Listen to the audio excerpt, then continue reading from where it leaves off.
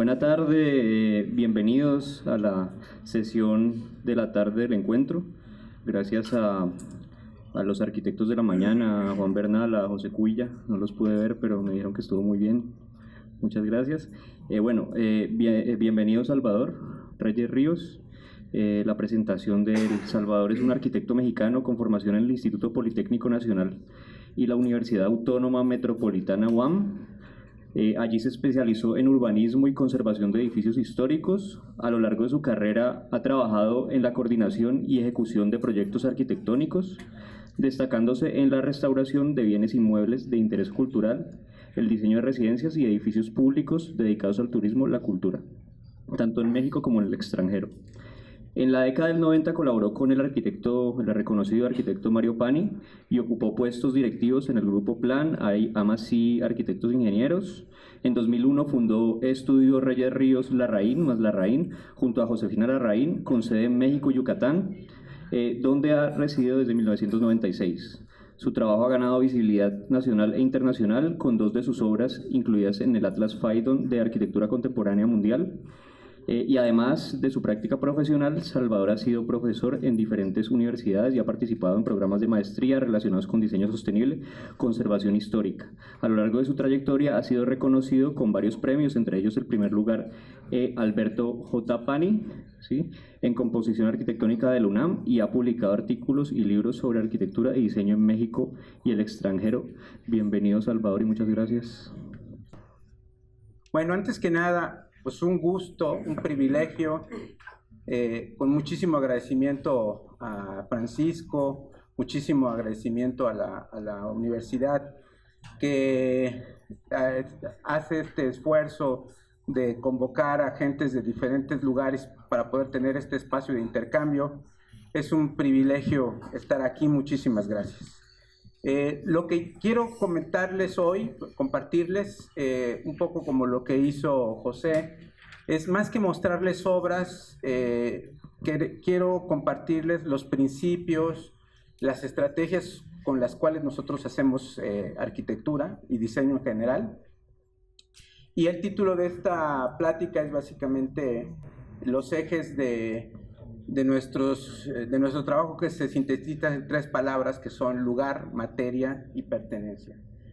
Esta frase la leí hace muchos años de nuestro escritor mexicano Octavio Paz, el único premio Nobel que hemos tenido, donde él menciona, cuando habla de arquitectura, que la realidad no está en lo que vemos, sino en lo que descubrimos, y creo que ahí tenemos mucho para reflexionar. Presento a nuestra oficina. Somos un despacho pequeño que desde hace muchos años decidimos ser pequeños para podernos dedicar, Josefina y yo, en los procesos de manera directa, involucrarnos directamente en ellos. Aquí está Josefina. Y bueno, el equipo siempre ha sido gente joven, gente de diferentes orígenes.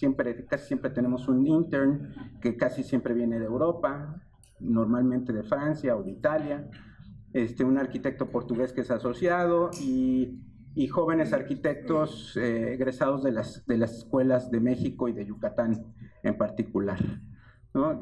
Si quieren ver algo más de nuestro trabajo, aquí en Instagram pueden ver un poco, porque en realidad no tenemos mucha visibilidad en redes, ¿no? También mucho de nuestro trabajo, 20 años de trabajo, desde el año 1996 hasta el 2017, se sintetiza y se presenta en esta monografía que fue publicada por Arquín en el año 2017, con el mismo tema que les voy a compartir hoy. Por cierto, este libro hice entrega al arquitecto Francisco de un ejemplar para la biblioteca o la librería de aquí de la universidad. Ya está vendido, fuera de venta, entonces pues con mucho gusto les dejamos un ejemplar.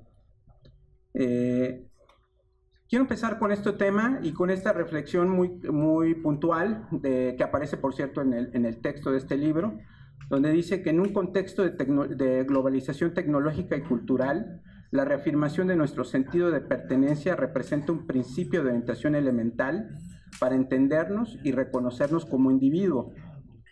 Y en lo general, el diseño es un medio material para orientarnos. En lo particular, el diseño contemporáneo, concebido con componentes locales y sentido endémico, sirve para atender la necesidad colectiva de reafirmación y evolución desde nuestra propia individualidad. Esto lo escribimos como testamento de un proceso de hacer arquitectura desde lo local, hace pues ya 28 años, y hoy en día, en el contexto actual, pues lo que vivimos es justamente el proceso contrario. Hoy estamos viviendo el proceso de deglobalización, donde la reivindicación de lo local se ha entendido ya más como una necesidad de reparación, de avanzar, que el consumir recursos de manera, sin medir mucho las consecuencias, ¿no? Que es lo que promueve el modelo global. La palabra lugar para nosotros es el principio de todo el proceso que hacemos. El lugar es el inicio de todo.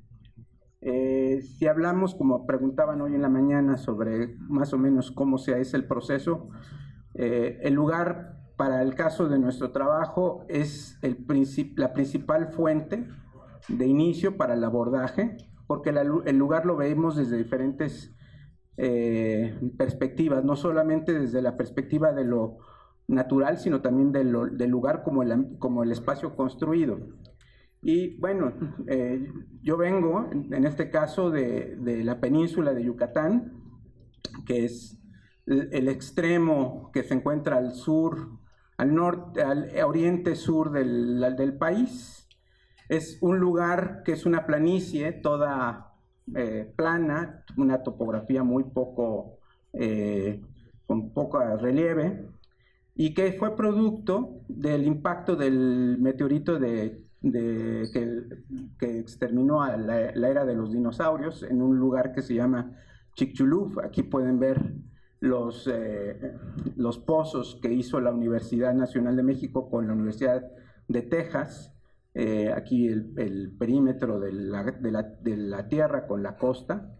Y esto demostró que la zona del impacto fue esta que están viendo ahí. El pueblo de Chicxulub está aquí, justamente en la costa yucateca. Un pueblo que pues realmente desde ese momento creo que no ha sucedido nada más relevante, ¿no? Desde entonces. Y esto formó una tierra que todo el agua es subterránea. El agua no tenemos ríos, no tenemos lagos. Todo la fuente de abastecimiento que más es abundante se encuentra en el subsuelo, debajo de esta capa de roca que ven aquí, que es roca caliza, y en diferentes profundidades. Y en este mapa de estos agujeros que se llaman cenotes o reservorios de agua subterránea, pueden ver cómo curiosamente coinciden con la zona del impacto del meteorito. ¿Esto para qué nos sirve? Primero necesitamos entender el origen del lugar donde nosotros vamos a intervenir, porque es en el origen donde podemos encontrar muchas huellas o referencias que puedan aportar el trabajo creativo para atender las necesidades para las cuales el diseño es encomendado, ¿no? Y bueno, este lugar que genera una tierra que prácticamente no existe suelo, es la piedra caliza y una capa de suelo muy, muy delgada, lo cual permitió el florecimiento de una agroindustria muy importante que fue el Enequén, que voy a mencionar más adelante. Pero bajo esas condiciones que también se vuelven muy inhóspitas para el ser humano, floreció la cultura maya. La cultura maya dejó testimonios de conocimiento en arquitectura muy importantes, como el Palacio del Gobernador en Uxmal, que muestra esta idea de la arquitectura que es austera, franca, un paralelípedo que lo que hace es elevarse del suelo para desprenderse de la humedad, ganar y captar lo mejor posible el aire más fresco, que genera espacios de transición porque existe una luminosidad muy grande entre el exterior y el interior para crear zonas de penumbra. Y además con eso genera una arquitectura que tiene un carácter, que expresa que expresa su razón de ser y que tiene una decoración al estilo que se hacía normalmente en la arquitectura antigua, que es lo que nosotros hoy en día llamamos la semiótica, es decir, la manera en que nosotros comunicamos los significados a la gente. Y esto tuvo una influencia muy grande en la arquitectura que se hizo en la colonia, en particular por estas condiciones de suelo muy pobre. Pues en Yucatán no hay manera de hacer agricultura, no hay manera de, no hay industria, lo único que nos queda es básicamente sobrevivir, básicamente. Y esto produjo un lugar de pocos recursos, y la Fundación de Haciendas, que son instituciones económicas que vivieron sobre todo de la ganadería y posteriormente con el gran boom del mercado internacional del enequén o sisal, como se conoce internacionalmente. El lugar también, entendido desde la experiencia prehispánica en México, siempre ha sido una manera de conexión entre la arquitectura y el paisaje. El caso de Teotihuacán, que fue una ciudad de suma importancia en el periodo preclásico, puede notarse como la pirámide del Sol, que es una de las dos principales pirámides principales, desde la perspectiva del remate del eje que lo recibe la pirámide de la Luna. En ambos casos pueden ver cómo el emplazamiento a nivel de paisaje define el emplazamiento a nivel conjunto, ¿no? Donde el cerro es también el fondo, ¿no? Que permite hacer eco y al mismo tiempo una conexión con el paisaje. Pero también en el caso de Yucatán, en la península, que ya les mencioné que era una selva baja, plana, no hay topografía, absolutamente plana, aburrida en ocasiones, desde el punto de vista de interés paisajístico, da todo el sentido del mundo construir pirámides ahí, porque las pirámides son una manera de poderte relacionar con el espacio y poder apropiarte del espacio también, de tu entorno, y hacer una conexión con él.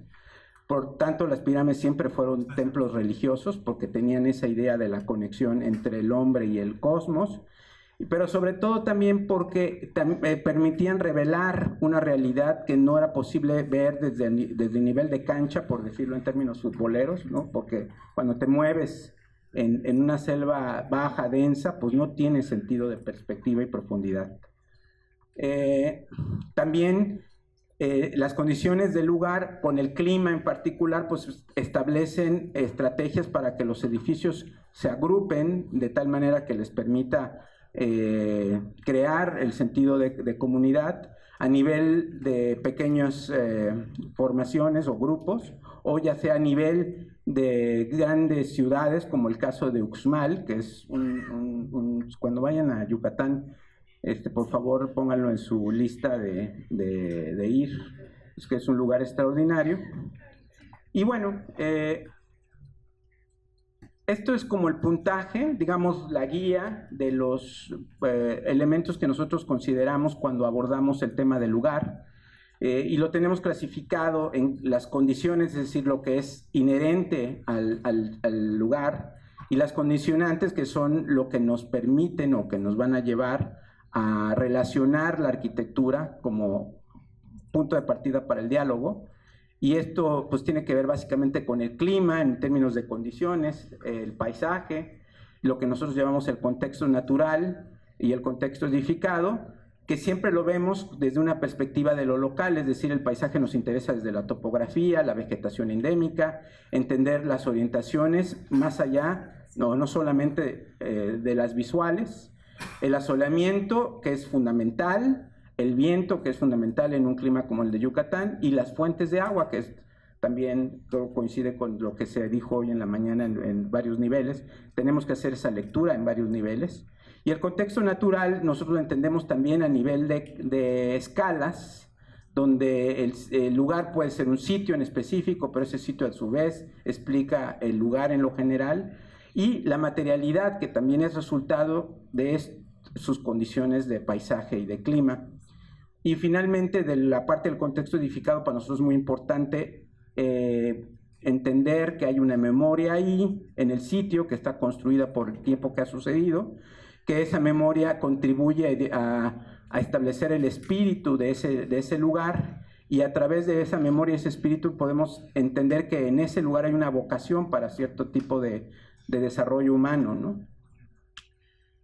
Lo que debo decir también es que no soy originario de Yucatán, no nací en Yucatán, no soy yucateco. Esto pues es de alguna manera es casi como un karma en Yucatán, porque resulta que Yucatán es como un país aparte de México, por esto que les estoy platicando, que tiene una cultura muy particular definida por lo maya y un paisaje y condiciones climáticas muy diferentes al resto de México.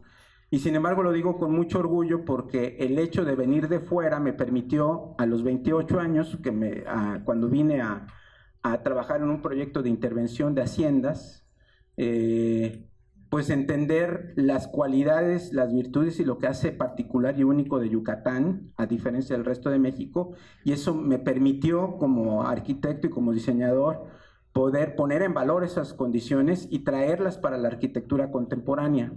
Es importante decir siempre que diseñamos para el ahora, y es decir que el pasado es muy importante porque nos nutre, pero el ahora es lo que va a definir el futuro, mañana.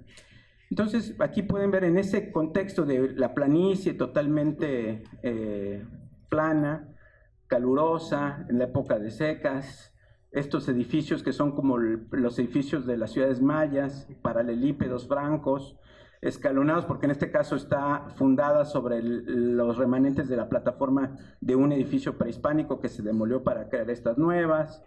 Y bueno, nosotros hicimos este trabajo de restauración, pueden ver incluso los agrupamientos del área de vivienda, en fin. Me voy muy rápido porque son varias ideas, pero el lugar es lo que nos permite, como en la foto anterior, entender que un espacio que nunca fue terminado, con dos fuentes de conocimiento que son primordiales y que les recomiendo tenerlas siempre presentes cuando se interviene en preexistencias o patrimonio.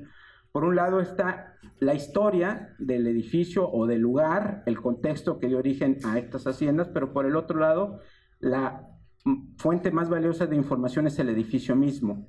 Nosotros pudimos pasar de un espacio que estaba vacío a esto, no por otra cosa, sino como consecuencia de entender que fue un espacio que nunca tuvo techo, porque iba a ser una fábrica de hielo, que eso en Yucatán pues es un asset, como dicen los americanos, muy importante, porque pues, el hielo cambia el sentido del mundo. Y nos dimos cuenta, a partir de nuestro trabajo de sistematizado de intervención en patrimonio, en el protocolo de hacer siempre calas en el espacio, de hacer calas para ver cómo los muros antiguos, de qué fábrica tenían y cómo estaban constituidos los sustratos. Siempre hacemos calas en pisos, en muros y en techos. Aquí no había techo, pero cuando hicimos la cala en el piso nos dimos cuenta que era un relleno de suave, no era la roca. Y entonces ahí vino de manera natural la idea de hacer la piscina de esta hacienda, que fue reconvertida como hotel boutique en el año 1998, ahí dice. Y nos dio la pauta para poder superponer una nueva identidad sobre una preexistente donde ambas se relacionan y se corresponden, y lo que al mismo tiempo que preservamos la identidad de una hacienda henequenera, estamos construyendo la nueva identidad de lo que es un nuevo uso, que siempre buscamos que sea compatible. Y ese tema del lugar, visto desde también de lo edificado, pues te va llevando a las soluciones que son las más apropiadas para poder establecer usos que, por un lado, no impliquen el sobrecosto de tener que restaurar y llevar todo a su condición original, que muchas veces no tiene sentido, porque nosotros tenemos y hemos aprendido que mucho del valor de la ruina está justamente en ser un testimonial no solo de memoria, sino de conocimiento.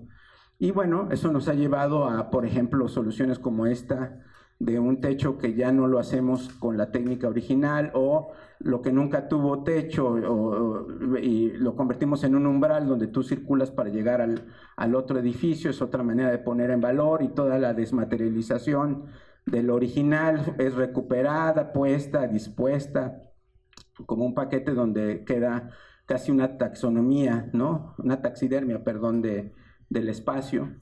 También hemos aprendido que el lugar, hay que leer muy bien el lugar, como ya lo mencionaron mucho en la mañana, para poder definir la estrategia de implantación. Esta construcción que lo hicimos igual en la selva, en la parte norte de Yucatán, para buscar tener el mínimo impacto sobre esta selva abundante. Es un lugar donde hay 2 cenotes. Pues buscamos el lugar idóneo, donde menor impacto, y ese fue este lugar, que era un espacio donde se había hecho una milpa por los propietarios anteriores, por los campesinos anteriores, y lo que hicimos fue crear un eje de conexión virtual, que es entre un cenote que está subterráneo y otro cenote que está a cielo abierto, que está aquí, que lo cubre incluso la vegetación. Entonces, este eje construido te permite como caminar en una pasarela sobre el paisaje que descubrimos, el sustrato, y eso te permite definir la implantación del edificio. En las haciendas henequeneras, pues el producto de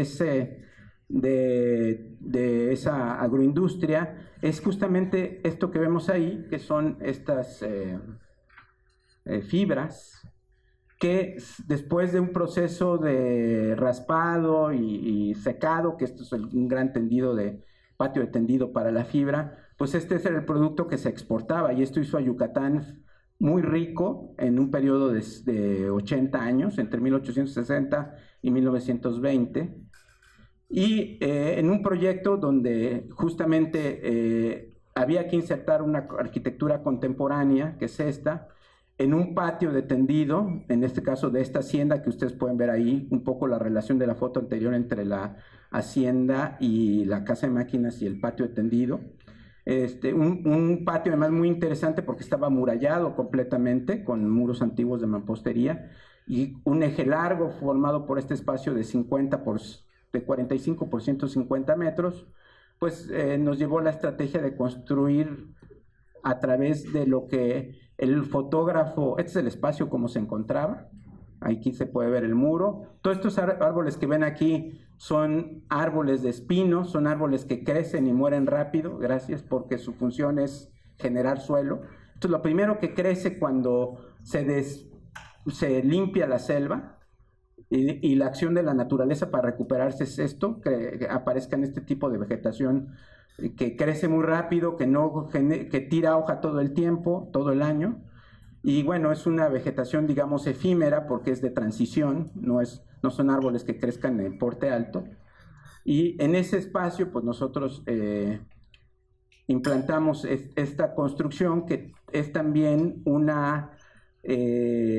para nosotros un testimonial de cómo traducimos el conocimiento de ciertas tipologías de arquitectura local, como es las haciendas, las casas mayas, que voy a platicar más adelante, con pieles que también son producto de una exploración y un conocimiento que hemos ido generando a lo largo del tiempo, y cómo la tipología original se transforma en un lenguaje contemporáneo para las necesidades contemporáneas, como es este pabellón que le llamamos así a esta casa de huéspedes, que en realidad son 2 paralelípedos que se deslocan, que tienen 2 núcleos de servicio, y que la función es tener un gran vacío, que es el que recibe el gran eje largo del espacio del patio de tendido, que es esto, pero nos permite de esta manera captar el aire de todos los lados posibles, porque diseñar en Yucatán con aire es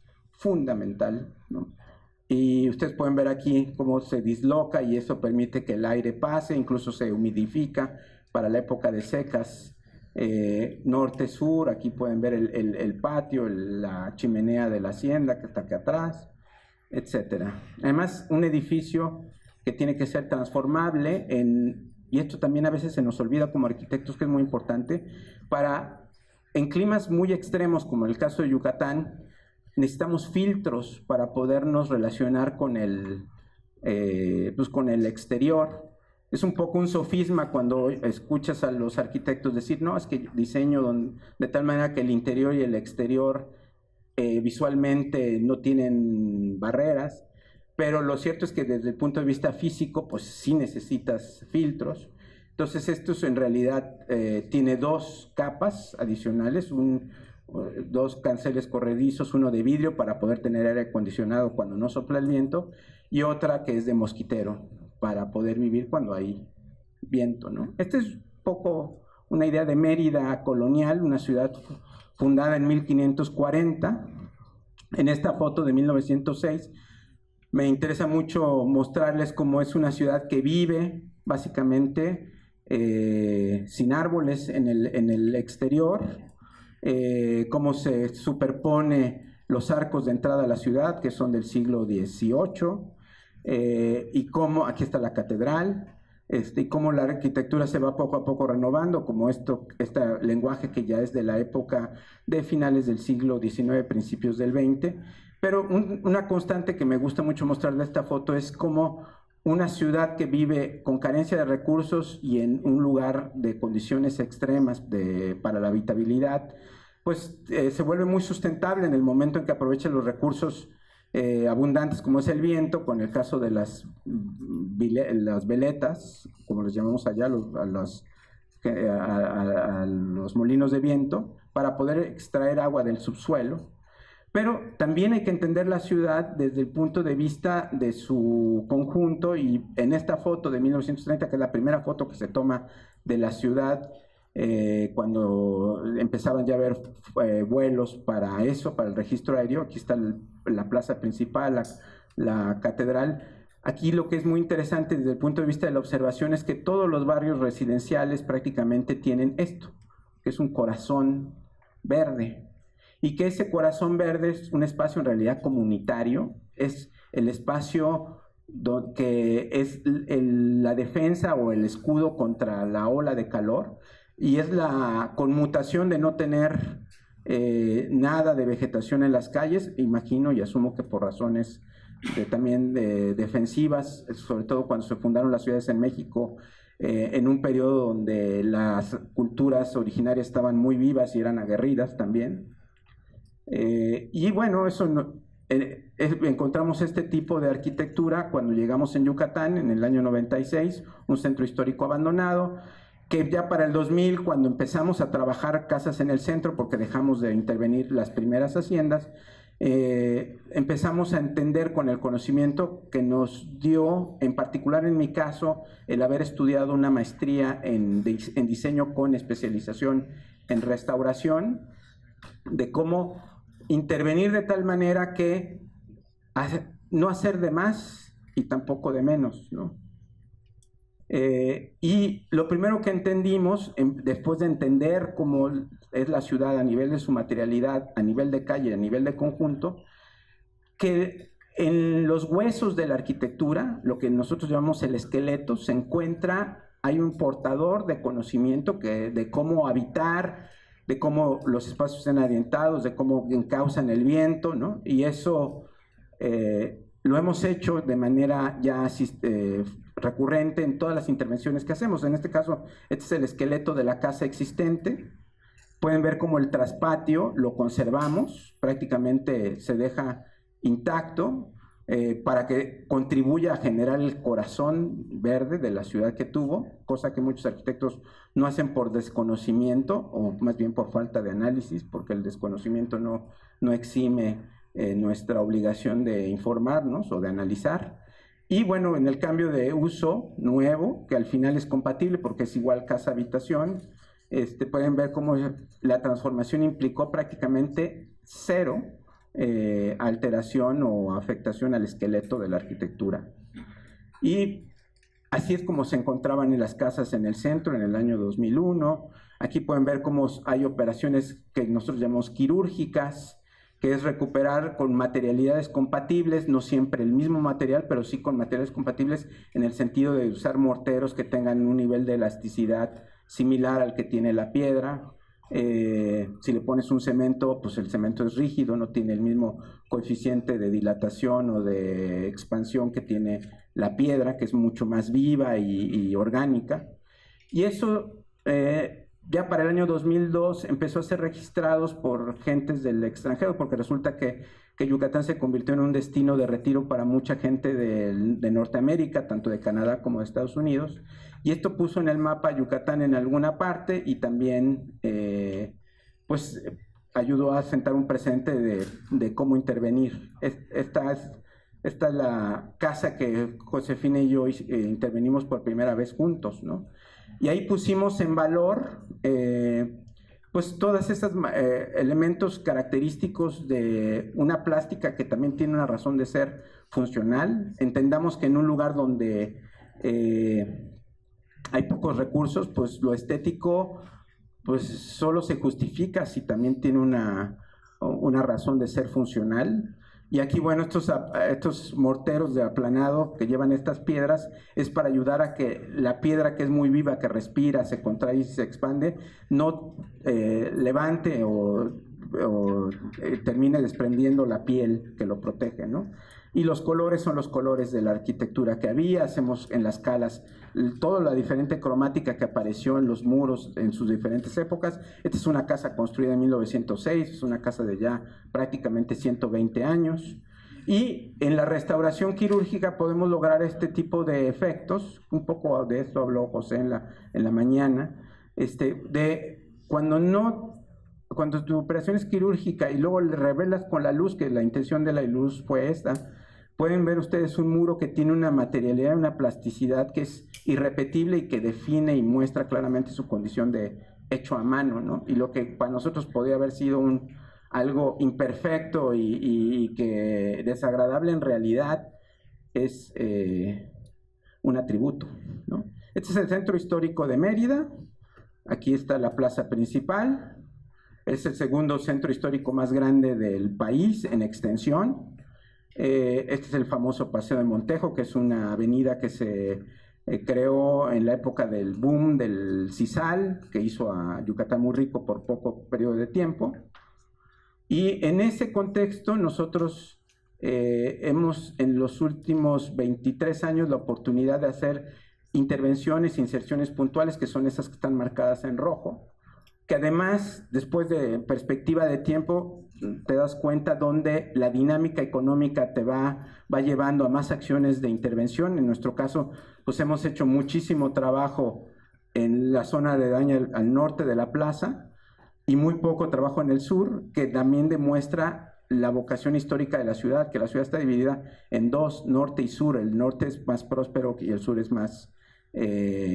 mucho menos, de menos recursos. Aquí pueden ver muy bonito, incluso, esta foto es aérea del año pasado, de este año, perdón, todos los corazones de manzana que les decía, y pueden ver cómo se han ido perdiendo en las zonas ricas, porque los arquitectos no hemos entendido mucho de cómo funciona como un ecosistema la ciudad, o nos hace falta profundizar. Y después de haber hecho casi 50 intervenciones en el centro de manera aislada, llegamos a la conclusión ya desde hace muchos años que eso prácticamente tiene un impacto marginal muy limitado en la transformación de la ciudad.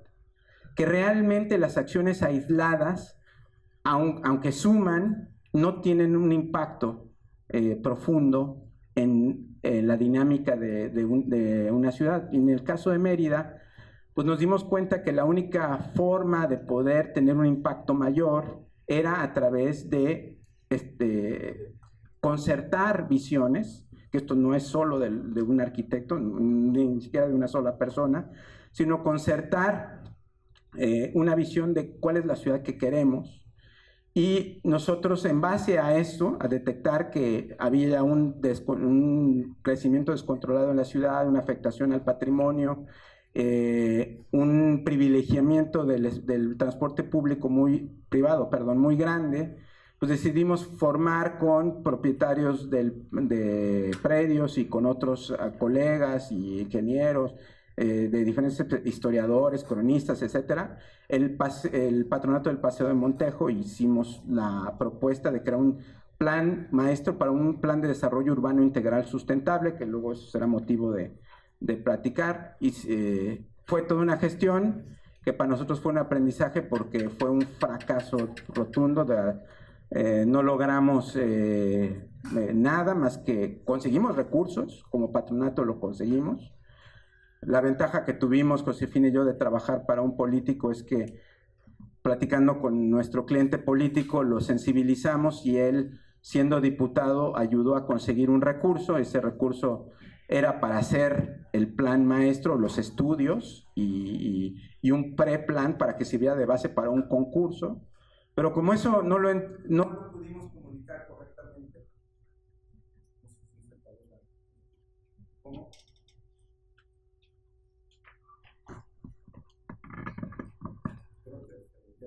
Ya no me hablo. ¿Me escuchan? No, Hay que ponerlo muy bien frente a la voz.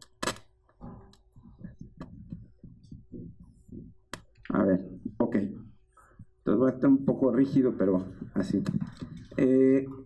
Entonces, conseguimos el recurso, pero no supimos cómo gestionarlo, cayó en la oficina equivocada y al final no se hicieron los estudios, nadie quiso saber de lo que era un desarrollo urbano integral sustentable y lo que hicieron fue convocar directamente un concurso al que no participamos porque no queríamos ser juez y parte, y gana un proyecto que al final era justamente lo contrario, que proponía hacer 1,006 cajones de estacionamiento debajo del Paseo de Montejo, porque era una manera de resolver efectivamente un problema que era el de la falta de estacionamiento en el centro, ¿no? No voy a hablar más de eso, solamente para que lo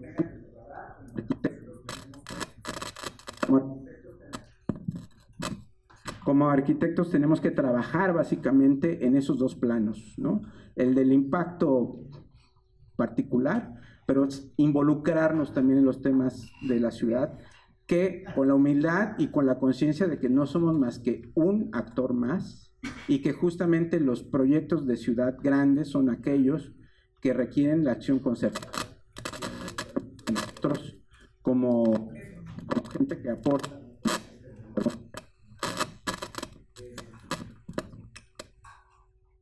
pasamos a esto, que es el pasado, esta frase de esta filósofa que me capturó porque nos suma a todo lo que hemos dicho en palabras. El pasado es una fuerza que nos impulsa hacia adelante, en tanto el futuro es una fuerza que nos conduce hacia el presente. Y dicho como arquitecto, Rem Koolhaas, también lo cito en algo que leí de él, que él hablaba como teórico de que al principio él pensaba que estábamos perdidos en la manera en que nosotros podíamos trabajar en el presente, pero lo que en realidad nosotros deberíamos ofrecer al futuro es memoria. El segundo punto, está fácil, el segundo punto, el tercer punto es pertenencia, ya terminamos la plática. Materia para nosotros es la parte fundamental de la arquitectura, porque la arquitectura, si bien es humanista por definición, o debería ser humanista por definición porque hacemos arquitectura para el ser humano, es materialista por condición. Entonces, pues hay que trabajar con la materia. Y en la definición del diccionario, pues sí te dice que es un componente principal de los cuerpos, pero también el diccionario te dice que es una parte física de la realidad que está siempre en contraposición al espíritu, es decir, la materia tiene un componente que es inmaterial y ambos deben ser para nosotros fundamentales, ¿no? En materia nosotros vemos los materiales físicos, pero también los materiales culturales que para nosotros tienen la parte tangible y la parte intangible. Los materiales físicos, la luz, el agua y la tierra principalmente, y los culturales que son la técnica, la tecnología y la mano de obra. Y ahí yo paso indirectamente a responder la pregunta que hicieron en la mañana, porque aquí yo lo estoy poniendo, estoy obligado a decirlo. La diferencia entre técnica y tecnología es que la tecnología en realidad es la comprende o la integración de diferentes técnicas que permiten establecer un sistema con el cual las técnicas se potencian en resolver un cometido, ¿no?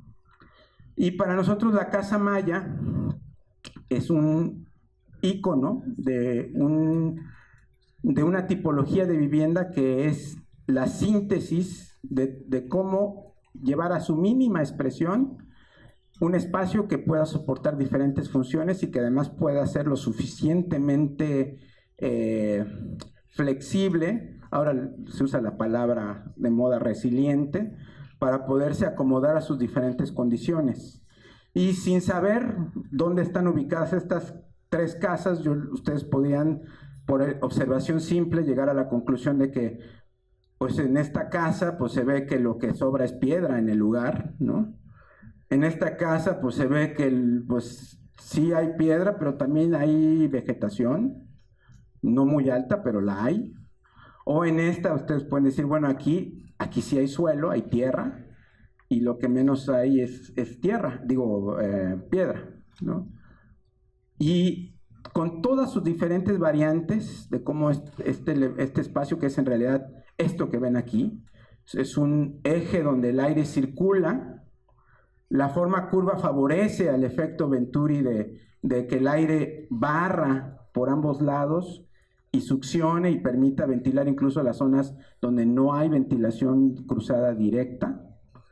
Y crea 2 ambientes donde pues, al final del día es un espacio multifuncional, porque la hamaca sirve como sala, comedor, dormir, ¿no? La cocina normalmente se ponía afuera. Pero desde nuestra perspectiva, además de entender esa tipología, lo que me pareció una lección muy importante en un lugar donde la economía de recursos es obligada, es ver cómo estas casas se construyen con estructuras donde los elementos estructurales son llevados a su mínima sección, es decir, ni más ni menos de lo necesario. Y esto, como origen, como principio, partiendo del análisis simple de esto que les acabo de decir, nos permite hacer saltos que yo llamo cuánticos, de algo que es tradicional, rural, originario, primitivo en cierta manera, pero con mucho conocimiento, a la arquitectura contemporánea que hemos hecho, donde justamente llevamos esos mismos principios de llevar la estructura a su mínima sección a través del conocimiento del material. Esta es una casa en Mérida, de cristal, hecha de acero, con concreto, pero concreto celular, porque esta es una casa térmica que está diseñada para poder vivir sin aire acondicionado, como de hecho así funciona. Y los elementos materiales están sumamente optimizados a partir de una fórmula del fabricante que te dice el concreto celular, que es un material prefabricado, que es en realidad un concreto que en un autoclave se le inyecta aire y resina, de tal manera que se convierte en un material que pesa la mitad del concreto normal, manteniendo la misma resistencia, pero convierte al concreto de ser un conductor de calor, que lo es y fantástico, a ser un aislante de calor. Entonces todos los techos están hechos con ese concreto celular, y eso nos permite llevar la estructura a su mínima sección, incluso las losas, ¿no? Pero también la materia es el edificio mismo que te va diciendo qué conviene si vas a hacer una reconstrucción en forma o en estilo. Y pues, cuando tienes todos los elementos, como es el arranque del arco, los puntos donde hubo alguna vez columnas, pues terminas con una materialidad nueva que cuando se haga la cala en 100 años, pues van a aparecer el bloque de cemento arena y van a decir, bloque, cemento, arena. Pues entonces eso debe ser de mediados del siglo XX a primer cuarto del siglo XXI, ¿no? Y poder hacer intervenciones de restauración donde realmente no se crea un falso histórico, sino más bien se recuperan los elementos, se reintegran los elementos perdidos, ¿no? Entre las condiciones de clima que les mencioné y la materialidad, ustedes pueden ver que al final los edificios requieren pieles resistentes para poder sobrevivir a las épocas de seca prolongada que hay en Yucatán, que después se convierten en épocas de lluvia donde la humedad se va al 1000%. Y con ese conocimiento es que empezamos a trabajar las pieles de la arquitectura buscando, en primer lugar, optimizar los costos de mantenimiento, porque los edificios en Yucatán requieren muchísimo mantenimiento y eso es muchísimo costo.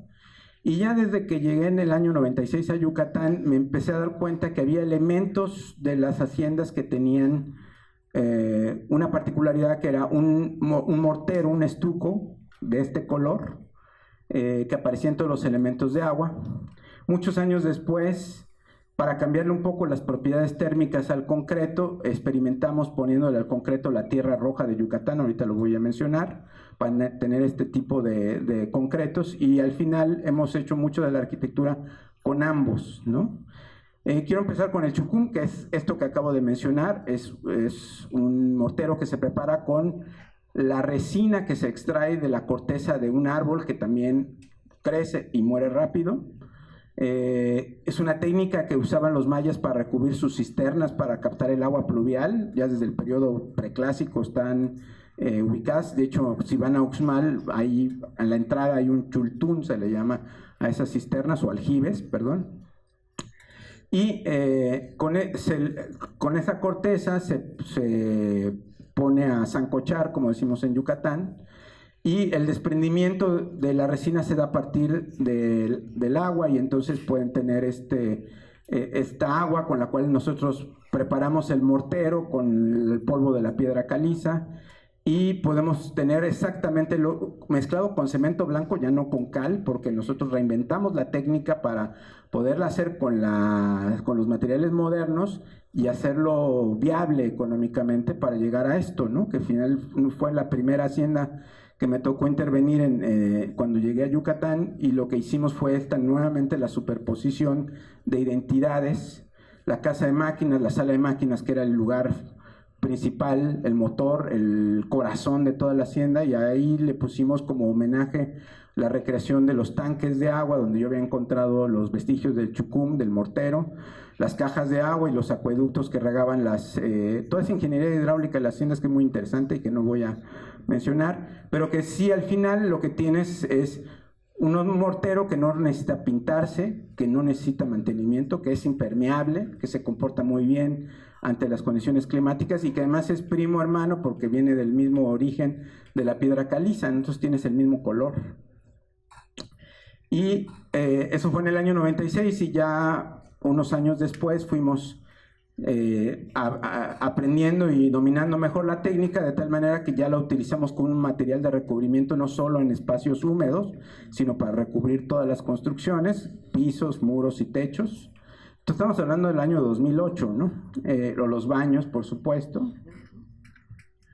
Y pues ya envalentonados, también lo hemos llevado a la escala de edificios comerciales, que su función es negocio inmobiliario, pero donde cuando nos ha invitado algún desarrollador, pues nosotros con mucho gusto entramos, porque decimos, es nuestra oportunidad primero de hacer inserciones de arquitectura puntual que ayuden a construir ciudad, porque la realidad es que los que hacen la ciudad en muchos casos, sobre todo en las ciudades de dinámica económica muy grande, pues no son los urbanistas, son los desarrolladores. Entonces, si no hay atrás arquitectos que de la mano con el desarrollador se sensibilicen y acuerden y concerten la manera de ir tejiendo y reconstruyendo los nuevos elementos de la ciudad, pues siempre va a ser nos vamos a quejar como arquitectos, pero en realidad es que no estamos haciendo aquí se usa también la palabra chamba, ¿no? Nuestra chamba es nuestro trabajo, ¿no?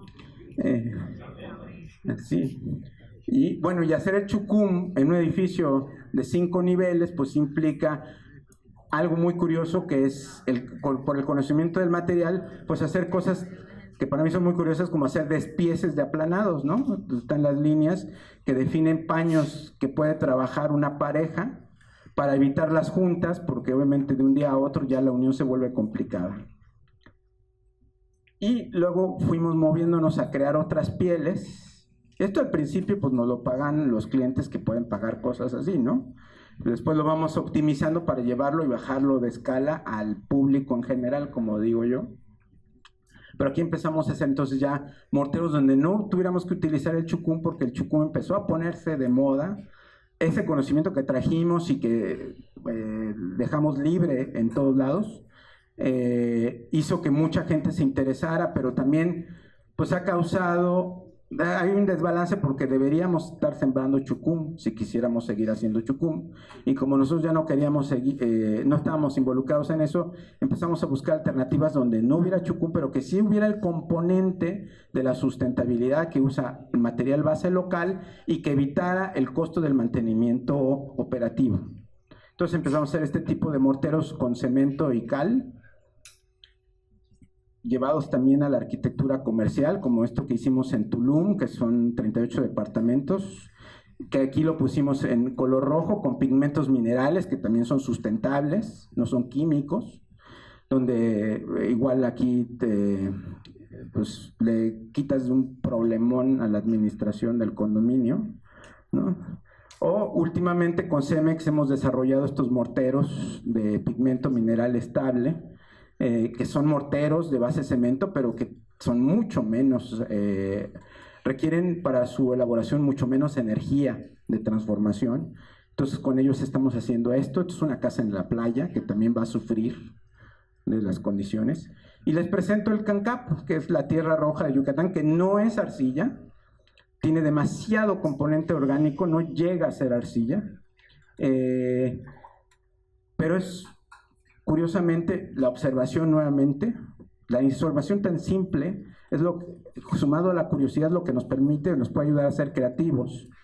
Por ejemplo, en este lugar la gente camina con tenis blancos, la gente que no es yucateca o que no es del campo, ¿no? Salen de aquí con sus tenis manchados de rojo y dicen, ay, no hay problema, lo lavo mi tenis, ¿no? Entonces, pues el campesino lo primero que va a decir, no, o sea... Eso ya jamás se le va a quitar. Cuando lo aprendes, pues llegas a la conclusión de que el cancap a pesar de ser tierra, funciona también como pigmento.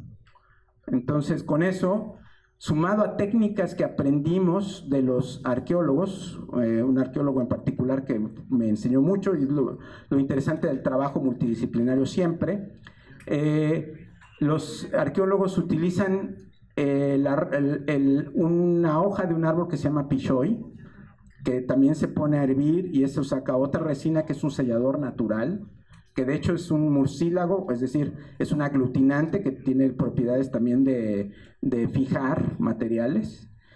Y cuando hicimos esta hacienda, que es la hacienda Uchil, que lo que yo buscaba era no perder el testimonio del paso del tiempo, esas pátinas del envejecimiento de los materiales, que cuando son materiales orgánicos nos refieren invariablemente a un envejecimiento que yo llamo digno, es la misma palabra que usó José, por cierto, hoy en la mañana, y evitar pintar y evitar cubrir con una capa nueva que lo deje como nuevo y como que perdamos toda esa conexión y comunicación con el tiempo que ha transcurrido. Y lo que no está, y lo convertimos en una pintura, que es una veladura mezclado con la tierra roja, que me permitió señalar donde sí restauramos, o sea, donde hubo una protección, y donde no hacía falta, pues no lo pintamos, es decir, ahí no hicimos nada. Pero eso nos permite llegar a esto, por ejemplo, que en los interiores pudimos consolidar los muros para evitar que se sigan deteriorando, que la piel se caiga, porque la veladura de este murciélago, de esta hoja, pues es natural, es hidrofugante, es decir, permite que el muro, la piedra sude, respire, entonces no encapsula la humedad, entonces no tira a la piel. Y bueno, en este espacio, en esta hacienda, que no era una hacienda para hotel, sino una hacienda para fines turísticos, hicimos un museo donde solamente el piso y el techo es una reintegración. Pero en este caso de la hacienda Guayamón, que fue la última hacienda que hicimos en este primer periodo de 4 años cuando llegué a Yucatán para el grupo Plan, que fue la empresa con la que yo era arquitecto asociado, podemos llegar en este trabajo de intervención quirúrgica a hacer restauraciones, intervenciones, darle nueva vida y proyección en el tiempo a las preexistencias, de tal manera que estando recuperado, limpio, consolidado, ya lo tenemos proyectado para 20 años más, de hecho 24 años más, porque esto lo terminamos en el año 2000 y ahí sigue, tal cual. Entonces vean lo que quitamos y vean cómo no se perdió la pátina del tiempo, y el CANCAP con el PSOE nos ayudó a intervenir. Estas son las intervenciones que son quirúrgicas y que tienen como principio y objetivo cumplir con ese axioma de la restauración que dice que la mejor restauración es aquella que no se nota.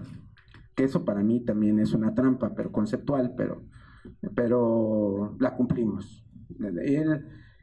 El CANCAP nos permite este tipo de acciones, como transformar una ruina en otro umbral consolidado y protegido, como en el caso de esta hacienda que tenía solo una construcción en medio sobre una plataforma. Sobre esa nos pidieron construir una nueva casa de campo, y la discusión entre Josefina y yo fue, pues vamos a convertir la ruina en un testimonio del tiempo, ya que todo lo demás va a ser nuevo. La estrategia fue crecer hacia la parte de atrás, que ya no tenía, que era donde teníamos una escalera de topografía mayor. Duplicamos la plataforma. Este tanque no era original, lo terminamos convirtiendo en una piscina, y construimos una nueva vivienda que para nosotros es lo que llamamos una hacienda del siglo XXI, es decir, la recreación de las formas, las tipologías, las proporciones de la arquitectura de las haciendas al siglo XXI, ¿no? Y eso fue también donde empezamos a manejar estos concretos por segunda vez, de concretos con la tierra, que es el siguiente paso en el aprendizaje en el camino, ¿no? Estos son muros de concreto que se les echa tierra, no son muros de tierra, no son tapiales como los que mostró José. Es otra cosa. Aquí nosotros estamos cometiendo el pecado capital de los ingenieros, que dicen jamás le puedes echar tierra al concreto porque le reduce en caída vertical sus propiedades de resistencia. Y pues sí, pero pues como la creatividad se nutre de dos maneras, ya sea a partir de la curiosidad o a partir de la duda, pues nosotros cuestionamos que ese pecado capital, y dijimos, bueno, si lo hacemos desde un punto de vista controlado, revisando sus proporciones, pues ¿por qué no intentarlo? Si hacemos un muro de concreto que sea un muro de concreto yucateco, un muro de concreto que solo se puede hacer en Yucatán. Y efectivamente eso hicimos, y pueden verlo así totalmente revolvedora. Si tenía la resistencia o no, pues no había prueba de laboratorio, era lo que nos enseñaron en la escuela, el revenimiento. Tiras el bote, lo levantas y en función de la inclinación dices, bueno, pues como decimos en México, sí aguanta, ¿no? Y con eso empezamos a manejar todo, celebrando la luz de Yucatán, haciendo manejos de texturas, como estos muros ondulados empezamos a hacer en el 2010. Esta casa que viene de esta idea que les mencioné de la Casa Maya. Aquí pueden ver el chucún conviviendo con el muro de la izquierda, con el muro de concreto ondulado. Y bueno, hasta que nos alcanzó un día el destino, pues diseñamos una casa con este concreto, y el ingeniero dijo, no la voy a construir si no me demuestras que tiene mínimo 220 kilogramos de resistencia, si no, no te firmo los planos, ¿no? Entonces ya lo tuvimos que llevar a laboratorio, nos hicieron las pruebas y ya tenemos un concreto de este tipo estructural. De hecho, el que habíamos hecho estaba en 200 kilogramos, solo por observación simple del revenimiento. Ya le quitamos un poco para llegar a los 220, pero igual funciona muy bien. Para nosotros material también es el agua, como había mencionado, pero el agua para nosotros en sus propiedades arquitectónicas. Entonces lo que hemos hecho desde un principio es convertir los bebederos, que eran agua de transición, no eran depósitos de agua, en jardines acuáticos que cumplen la función de controlar el mosquito, porque en Yucatán los cenotes tienen un tipo de pez que yo le llamo, como dicen los americanos, high performance, porque es un pececito que hace las dos funciones que se necesitan para que un estanque de agua no genere mosco y no genere alga. Ese pececito pequeño barre la superficie y barre el fondo. Entonces nos permite tener este tipo de jardines acuáticos que ayudan a desmaterializar, a quitar peso, pero también ayudan a controlar mosquito, humidificar en la época de secas, ¿no?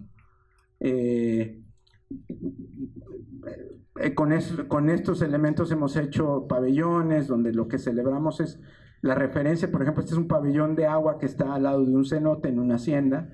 Tú antes de entrar al cenote pasas por esto, o esta otra hacienda donde nosotros hicimos un complemento y para señalar la intervención donde alguna vez hubo un tejabán que no decidimos no reconstruir. Un tejabán es una estructura de techo inclinado con postes, pues dejamos el vacío y el vacío lo ocupa el agua a nivel conceptual. El bambú para nosotros ha sido un material muy importante porque se produce en Yucatán, no es originario de Yucatán, pero en Yucatán hay una hacienda que lo produce en la variedad de construcción de manera extensiva para exportar. Entonces lo usamos con un material como alternativa a la madera, solamente que cuesta una fracción de la misma, y con esa hemos hecho muchos experimentos, incluyendo nuestros muros de concreto con cancab, tierra roja, de grado estructural. Esos mismos paneles que usamos para las pérgolas, después los reciclamos para que lleguen a la pérgola, pero mientras nos dejan estos muros. Esto es un proyecto del 2012. Otros usos del bambú en intervenciones, estos paneles que corren y pivotan, que nos ayudan muchísimo a controlar el asoleamiento, sobre todo en la casa que es una caja de cristal, los puentes, las transiciones, en la arquitectura comercial como este restaurante, todo el plafón que viene baja y también ayudó a abatir costos tremendamente. Y bueno, ya vamos a terminar en la tercera parte de esta intervención. Estoy haciendo un hiperconcentrado, voy muy rápido. En realidad, estos tres temas dan para 3 pláticas así bien, con muchos otros ejemplos, pero mi interés es, en correspondencia el privilegio de estar acá, es dejarles como el esbozo general, y ya que ustedes profundicen después, ¿no? Finalmente, esta frase de Christopher Day, que a nosotros nos ayudó muchísimo, nos ayuda mucho cuando hacemos planes maestros, sobre que, ya sea de orientación corporativa o de orientación social. Christopher Day, en este libro que se los recomiendo mucho, que se llama El diseño consensuado como un proceso inclusivo social, dice que los lugares son materia, pero en realidad lo que nos debe importar es el espíritu y cómo cómo está influenciado este espíritu en el cómo y el por qué la gente usa los lugares. Y para nosotros la pertenencia es lo que nos permite aterrizar, bajar el balón de los dos conceptos de lugar y materia. Para nosotros pertenencia, la guía es que nuestro diseño proponga un sentido de identificación con todo aquello que reconocemos y adoptamos como propio. Y en diseño este sentido se construye a partir del reconocimiento de elementos, materiales y lenguajes, a partir de signos y valores particulares de un lugar y cultura. Esta es nuestra carta de coordenadas. Las condiciones están el local, lo social, lo individual, y en rojo lo inmaterial. En las condicionantes, lo local, lo que buscamos es identificar el espíritu, además de la memoria y la vocación. De hecho, el espíritu está muy definido por la memoria. Lo social, los usos y las costumbres, con particular interés en los pactos colectivos, que eso es lo que le da cohesión social a las comunidades. En lo individual, esa reafirmación de identidad personal a través de identificarte con tu comunidad. Y en lo inmaterial, pues nuestros elementos es que ya mencioné, la memoria, la semiótica como esa forma de traducir significados que están asociados a una cultura o a un sitio, y lo que es metafísico, es decir, las manifestaciones intangibles de conexión los sitios y con la materia, ¿no? De esta manera, nosotros en las intervenciones que hemos hecho en el centro, pues lo que hemos buscado es a toda costa preservar lo más posible los testimonios de conocimiento de estilos, de estructuras, esqueletos, materiales, tipologías, colores, visto el edificio en sus diferentes niveles de ser un sistema arquitectónico, un sistema estructural, un sistema decorativo, el sistema técnico, tecnológico, que es el de las instalaciones, que es el más complicado, pero en el sentido de pertenencia es por ello que le damos mucho valor a esto que hemos mencionado del esqueleto, que en su conjunto forma una tipología. En Yucatán las viviendas nunca son patios cerrados, son patios abiertos por alguno de sus dos lados por lo menos, esquemas en L o esquemas en C todo el tiempo. Y todas nuestras intervenciones, aquí pues, escogí algunos ejemplos, ustedes pueden ver cómo refuncionalizamos todo con usos, buscando siempre usos compatibles, es decir, compatible es aquel que implique la menor alteración posible al original, y conservamos siempre los patios de agua, aquí está la calle, los patios verdes, y ustedes pueden ver cómo el esqueleto se conserva, los cambios de materialidad son muy claros, incluso la manera en que se subdivide un espacio es para crear en proporción una resonancia de la proporción del espacio original.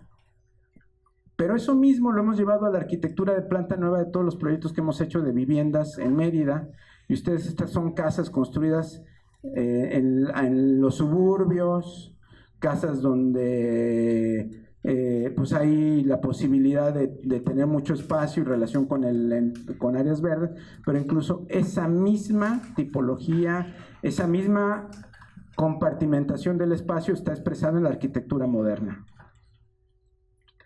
Y también en el sentido de pertenencia tenemos claro el tema de la refuncionalización y el tema de la resignificación, perdón. Por cuestiones que no voy a mencionar porque si no me voy a extender mucho, nosotros llegamos a esta conclusión de conservar los pisos originales a toda costa, pero cuando tienes que introducir las instalaciones o cuando no ya están desnivelados porque hubo hundimientos, pues no te queda de otra más que levantarlos y volverlos a poner en su lugar. Entonces eso fue creando la idea de enmarcamientos, la idea de resignificación de los decorados originales de mosaico de pasta, los testigos de la materialidad, las sustracciones, el reciclaje de ciertos elementos, en las nuevas pieles, ¿no? Aquí también en el caso de la arquitectura comercial, los pisos originales, que son los decorados, adquieren un nuevo significado, pero se preservan en su lugar en correspondencia con su espacio original. O cuando en el caso de este hotel en el Paseo de Montejo, el INAH, que es el Instituto que protege el patrimonio en México, nos pide que hagamos una integración de dos casas que íbamos a intervenir para convertirlas en un hotel. Pues hicimos la integración buscando elementos de estilo que hablen con el original. Sin embargo, lo hacemos de una materialidad y también en vez de ser sobre relieve lo convertimos en bajorrelieves, o incluso creamos un nuevo nivel para reforzar la idea de la esquina como un vacío, que te permite tener una relación muy importante con la esquina. Y lo mismo pueden ver exactamente cómo hacemos el acoplamiento de las dos viviendas y cómo ese acoplamiento en la parte que está atrás, que esto ya no es original, ahí es donde hacemos la intervención importante, y este muro de división se vuelve poroso y empieza a generar un esquema de patios diagonales, que esos patios diagonales crean estas nuevas perspectivas. Este era un hotel que el cliente quería que fuera una celebración de lo mexicano, entonces nos decíamos, sí, está bien, pero lo yucateco también, ¿no? Sobre todo porque estás en Yucatán, donde en Yucatán hay yucatecos y hay mexicanos, o sea, son dos cosas diferentes, ¿no? Y entonces hicimos esta recreación, el rosa, porque tenía que ser rosa, por temas del cliente. Para nosotros fue una gran experiencia el rosa, trabajando el rosa con la luminosidad de Yucatán. Les puedo platicar muchísimas cosas que me hicieron entender por qué Luis Barragán pintaba en rosa. Es un color impresionantemente reactivo. o las tipologías que se trasladan de la arquitectura preexistente con el conocimiento de cómo relacionarse con el clima, elevados, los pasos de transición para evitar los contrastes de luz y sombra, hechos también en esta arquitectura, que también está levantada pero de otra forma. Aquí está descansando en puntos específicos para que la humedad no pase. Y esto que para algunas cosas puede ser chocante, pero en realidad aquí lo que yo les quiero decir es cómo pasar, yo le llamo salto cuántico, de cómo pasar de algo tan primitivo, lleno de conocimiento, a la arquitectura contemporánea, ¿no? La misma casa en realidad es el mismo principio, obviamente recreado y adaptado a las condiciones de la arquitectura contemporánea. El sentido de pertenencia está en todo lo que vemos y percibimos y que está expresado en la cultura, la pintura. Este cuadro de José Clemente Orozco está colgado en la casa de Luis Barragán en la Ciudad de México. Lo vi por primera vez muchos años después de haber hecho el proyecto que van a ver, que es la hacienda del siglo XXI que les había yo mencionado. El cuadro lo vi unos 5 años después de haber hecho esto. Y aquí pueden ver los volúmenes de la arquitectura del siglo XXI con el chucún, los muros de concreto y cuando pongo esta foto asociada a las fotos que hizo Jane Munro, que es una fotógrafa que de hecho nunca conocí, ella fue un día, tomó fotos, mandó las fotos y las pongo y digo, wow, o sea, sí hay un subconsciente donde estamos diseñando con este principio de la pertenencia, ¿no? Donde hay una asociación de imágenes y de significados que a pesar de que ya están en la arquitectura del siglo XXI, siguen teniendo o alimentándose del pasado. Lo mismo en el caso del Palacio de la Música, que es el proyecto de obra pública más importante que hemos hecho en Yucatán.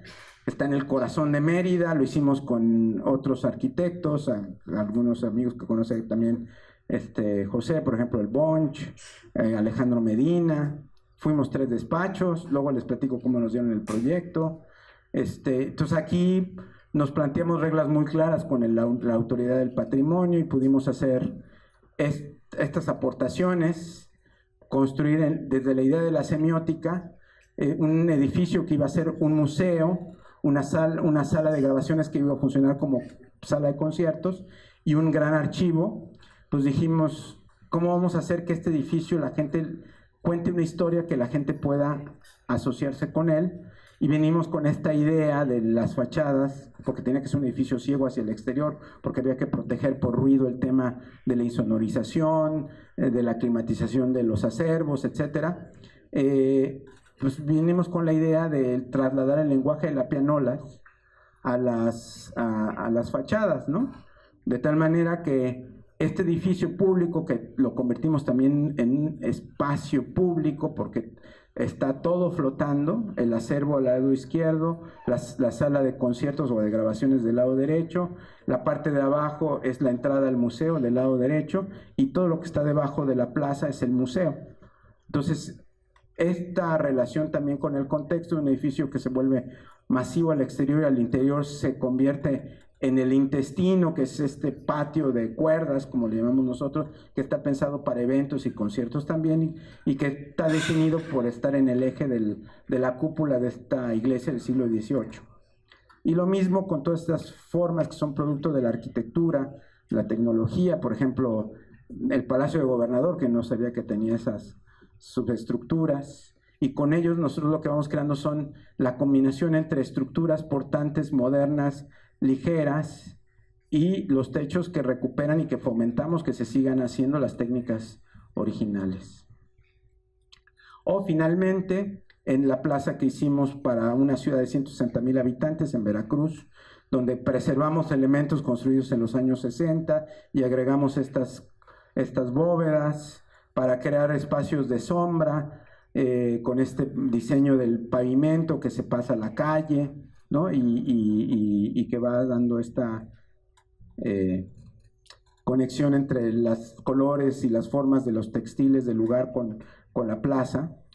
Y finalmente terminamos con este último que quiero compartirles nuestra conclusión de muchos años de intervenir patrimonio. Es un concepto que le hemos dado un giro contemporáneo, es el concepto del palimpsesto, que para nosotros es la guía que nos permite. Palimpsesto, su significado literal es sobreescribir. Es cuando sobre un texto preexistente tú sobreescribes. Hay un libro fantástico que también se lo recomiendo mucho, que se llama El infinito en un junco, de una escritora española. Me gustaría que lo leyeran porque habla de la historia de los libros y ahí habla mucho del palimpsesto. Ese libro lo acabo de leer hace unos días. Para nosotros el palimpsesto es esta idea de cómo vamos creando capas sobre capas de tal manera que lo nuevo no diluye lo antiguo. Eso está en la forma en que los antiguos mexicanos pues operaban bajo la idea de superponer estructuras, de tal manera que la estructura original, en vez de destruirla, pues se ocultaba, se le montaba encima una nueva estructura que mostraba, por un lado, la construcción de una nueva época fundada en la anterior, donde la nueva época supone una evolución de la época anterior. Son el caso muy conocido de Cholula, en Puebla, o el templo de Huitzilopochtli, que ya no existe en la Ciudad de México. Y eso mismo hemos hecho con intervenciones ya en planes maestros o en esta hacienda, que es de las últimas que hemos intervenido, donde ustedes pueden ver cómo vamos superponiendo de tal manera que lo nuevo se refiere en todo momento a lo antiguo, de tal manera que lo antiguo adquiere un nuevo significado con lo nuevo y lo nuevo ayuda a contribuir a construir una nueva identidad. Lo mismo pueden ver en las plantas, la idea de los paralelípedos, ciertos completamientos, ciertos elementos nuevos que ayudan a organizar, a contener, etcétera. Todo es de una idea de la subordinación en escala para no establecer disonancias, al contrario, sumar y construir nuevas armonías, ¿no? Aquí pueden ver esta idea del palimpsesto, que nosotros llamamos la sobreescritura, y creo que ya la siguiente es, ya para terminar, les quiero compartir un ejemplo que no tiene que ver con arquitectura, sino con música, que a mí me parece fantástico para ilustrar esta idea de la sobreescritura o de cómo se construye una nueva identidad sobre la anterior. Y les voy a presentar una parte de una obra de las 4 estaciones de Vivaldi, es un minuto nada más, con una recreación que hizo Max Richter de esa misma música, y acompañado de 3 imágenes donde ustedes pueden ver el original en planta de la plaza de esta hacienda, de cómo fuimos transformándolo y cómo quedó finalmente, ¿no? Bueno, esta es otra manera de intervenir, donde consolidamos pátinas y donde todo el piso es un piso flotante, a la manera de los prehispánicos. Abajo están las bases de las raspadoras, las máquinas, etcétera, pero ahora es un gran ducto para las instalaciones. Y ahí está. Y termino con esta frase de Suta,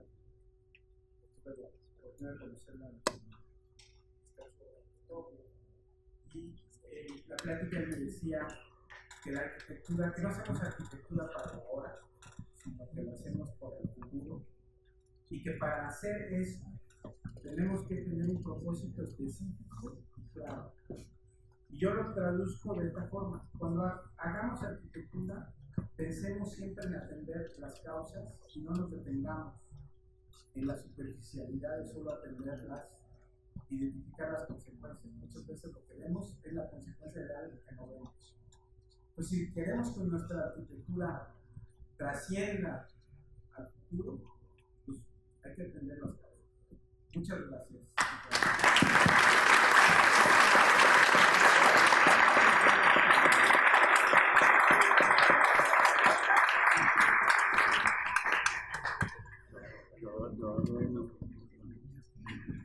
Hola. Gracias, Salvador, muy interesante. Yo soy el que abro el panel de preguntas, pues, entonces espero que tengamos muchas. Particularmente, yo veo, digamos que la aproximación al trabajo de Salvador, en mi caso personal, se ha dado, pues, a partir de, pues, ver los proyectos en imágenes, ¿sí? Y ya entendiendo la exposición y lo que tú nos cuentas, veo, pues, ya una profunda aproximación al lugar y a la técnica. Eso, pues, claro, es una fortuna por tu formación industrial, ¿cierto? Y técnica. Y tú tocaste al final de la exposición un tema de pertenencia también que va referido como a la estética, y la estética no como un asunto como solo resultado de la aplicación técnica, sino como reconstrucción de la memoria, ¿cierto? En esta idea me parecía como que qué relación hay entre esa idea estética como reconstrucción de la memoria y tu relación con tu socio, con tu partner, con su experiencia, ¿cierto? Porque su experiencia es artística, tengo entendido. Entonces, como esta aproximación estética, porque es tan pues yo encuentro como las obras muy pictóricas, ¿sí me entiendes? No, como muy visuales, pero dentro de lo plástico. Entonces, ¿cómo es de pronto el aporte de ella en esa aproximación? Gracias, muy buena pregunta y más me sirve para mandar saludos a ustedes de parte de Josefina, ¿no? que nos va a alcanzar en Cartagena. Me va a dar mucho gusto que conozcan a muchos de ustedes. Josefina es filósofa, estudió filosofía en Friburgo. Ella es chilena, pero solo ha vivido un año de su vida en Chile. Entonces a ella le ha servido, creció en Alemania prácticamente, Grecia, Alemania. Y creo que esa experiencia a ella le aportó una valorización muy grande del ser humano. Ella es un humanista antes que otra cosa. Y eso también lo tradujo en temas ella hacía restauración de pintura mural, y también estuvo en una plantación de cocos en Yucatán. Ella es pionera en la intervención de haciendas, porque ella llegó en el año 90, se enamoró de México en un viaje a México, nunca había estado en México, ella ya vivía en Estados Unidos, y pues lo que más le impresionó de México era todo lo que veía al final tenía relación y congruencia con la gente, con la actitud de la gente, la amabilidad de la gente, el orgullo de la gente con sus lugares, sus comunidades, con sus antepasados. Entonces ella aporta muchísimo a la oficina la visión del usuario desde la perspectiva humana, de su reconocimiento, A mí no me gusta usar mucho la palabra identidad, porque la palabra identidad siento que es un poco incompleta, por eso la palabra pertenencia nos ayuda mucho a establecer el vínculo entre lo material y lo inmaterial. Y también ella pues creo que es la crítica más acérrima que tenemos del trabajo que hacemos en la oficina. Entonces es pesado trabajar con ella, porque es muy... ella dice que su función es ser abogado del diablo, entonces pues tiene razón, ¿no? Esa parte nutre mucho la visión, porque no lo vemos solo como la arquitectura de la parte material. Por eso mencioné que la arquitectura es materialista por condición, pero es humanista por definición. Y ahora sentimos que nuestro interés en hacer espacio público, que es lo que buscamos ahora en adelante, después de hacer haciendas para gente con dinero, casas para gente con dinero, hoteles para gente con dinero, que además se van a hospedar gente con dinero, es devolverle algo a la ciudad en términos de espacio público, y que todo lo que hemos aprendido en el camino, llevarlo a proyectos que tengan un impacto al mayor número, cantidad de gente, ¿no?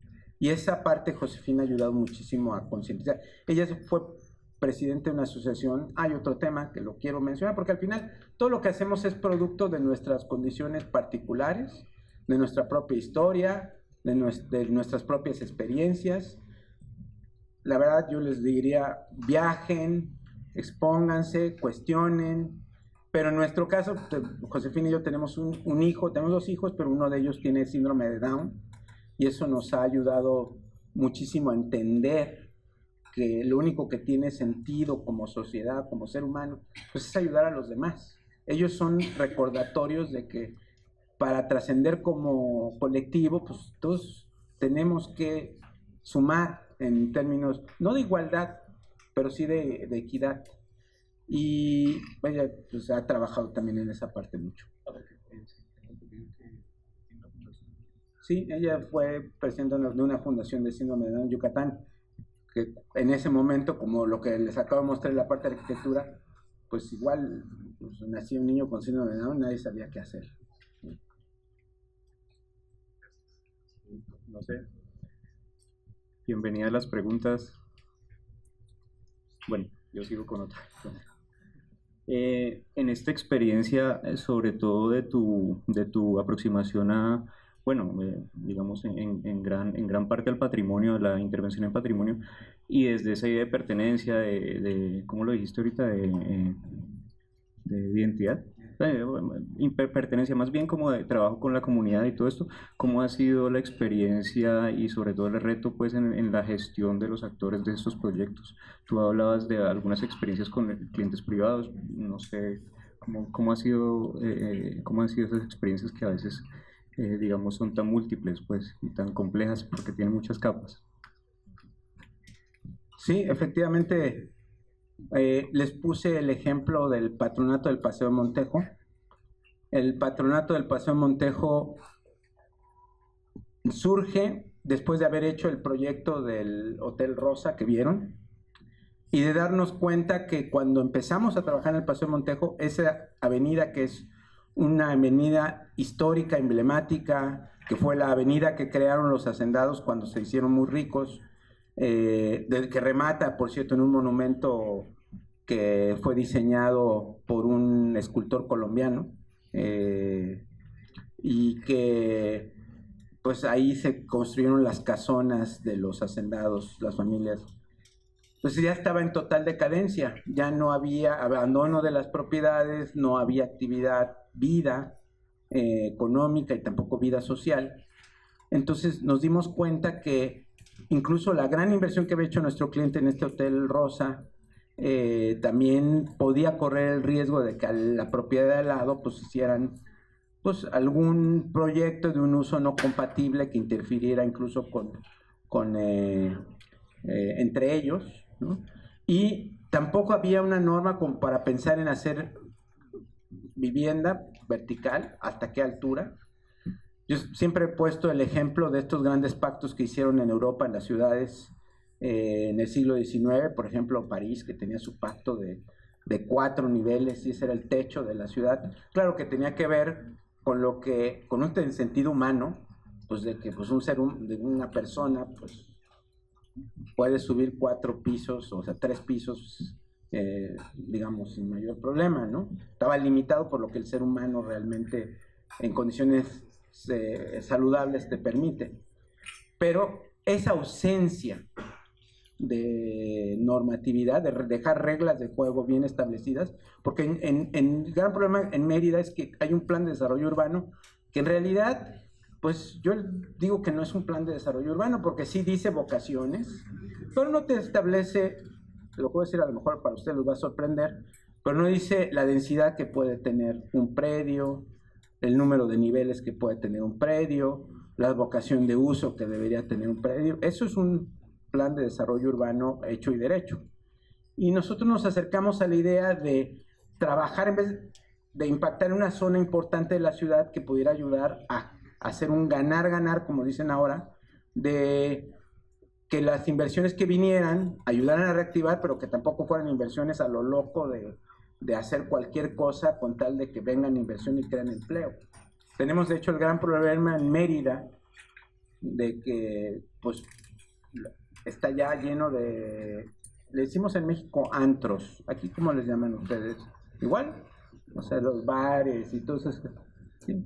¿Por qué? Porque pues, la mayoría de la gente es turística, ya se llenó de Airbnbs y pues esos son los negocios rentables, pues destruyen la ciudad.